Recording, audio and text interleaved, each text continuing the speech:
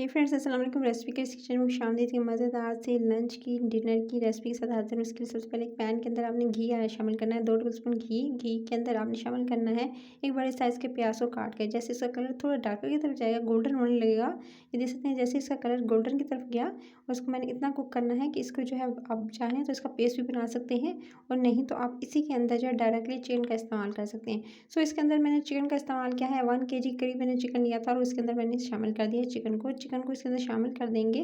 Chicken के pieces बड़े-बड़े size के लिए हैं, अगर आप चाहें तो छोटे साइज़ के भी ले सकते हैं, और इसी रेसिपी को आप बोनलेस के साथ भी बना सकते हैं।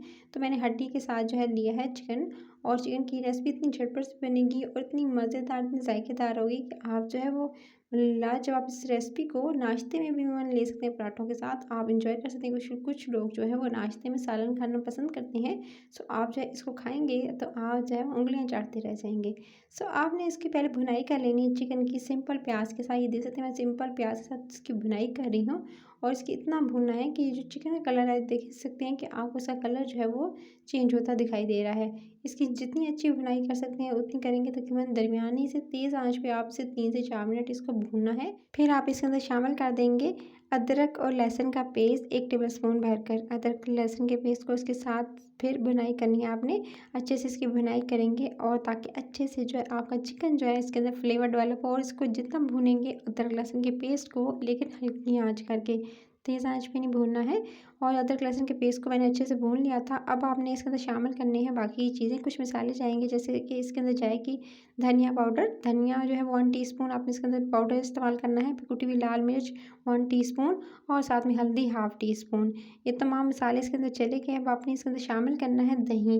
दही गाढ़ा पानी के बगैर आप इसके अंदर शामिल करेंगे 2 टेबलस्पून, 2 से 3 टेबलस्पून भरकर आपने दही के इसके अंदर शामिल करने हैं। और फिर आपने इसकी दही का पानी ड्राई होने तक इसकी अच्छे से आपने भुनाई करनी है। जितना अच्छा आप इसका भूनेंगे उतना अच्छा आपका चिकन का फ्लेवर निकल के आएगा। सो आपने इस बात का ध्यान रखना है कि चिकन को पहले आपने दही के साथ अच्छे से पहले भून लेना है। जब अच्छे से चिकन भुन जाएगा, ये देख सकते हैं दही का पानी ड्राई हो चुका है और चिकन अच्छे से भुन चुका है, तभी आपने इसके अंदर शामिल करना है। इस स्टेज पर आपने तकरीबन 3 अदद जो है ब्लेंड किए हुए टमाटरों को सिंपल जो है ब्लेंडर में डालकर आप इसे ब्लेंड कर लीजिएगा, और उसका जो रस है, जो पल्प है, वो इसके अंदर शामिल कर देना है। टमाटरों को इसके अंदर शामिल करते ही अब आपने इसे धीमी से दरमियानी आंच पे कवर करके छोड़ देंगे ढक्कन लगा के, ताकि जो पानी भी ड्राई हो जाए, चिकन भी थोड़ा टेंडर सॉफ्ट हो जाए, और इसके अंदर जो है मसाला ग्रेवी सी जो है वो रेडी हो जाए। इसके लिए अब आपने कवर कर देना है। इसे मैंने कवर करके छोड़ दिया था। ये देख सकते हैं पानी बिल्कुल ड्राई हो चुका है टमाटरों का, और अच्छे से जो है वो मसाला भी बिल्कुल भुन चुका है। साइडों पर आपको घी भी नज़र आ रहा होगा।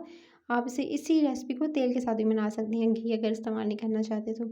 उसके बाद आपने इसके अंदर शामिल करना है नमक। इस स्टेज पर इसके अंदर तकरीबन 1 टीस्पून मैं इसके अंदर नमक शामिल कर रही हूँ। आप हस्बे ज़ायक़ा जितना घर में खाना पसंद करते हैं उतना शामिल कर सकते हैं। फिर मैंने इसके अंदर 1 टीस्पून ही इसके अंदर पिसा हुआ गरम मसाला जो है शामिल किया है, और लास्ट में फिर कसूरी मेथी जो है वो तकरीबन 1 टीस्पून के करीब मसल कर हाथों से इसके अंदर शामिल करके इसकी भुनाई की है।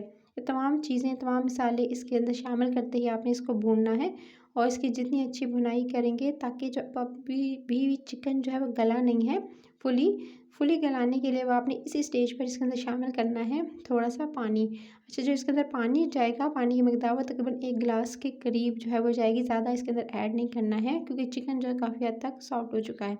सो आपने 1 गिलास इसके अंदर पानी शामिल किया, और उसके बाद अब आपने इसे कवर करके छोड़ देना है, ताकि चिकन गल जाए। जब तक चिकन गल नहीं जाता, आप इसे अच्छे से इसकी भुनाई करेंगे।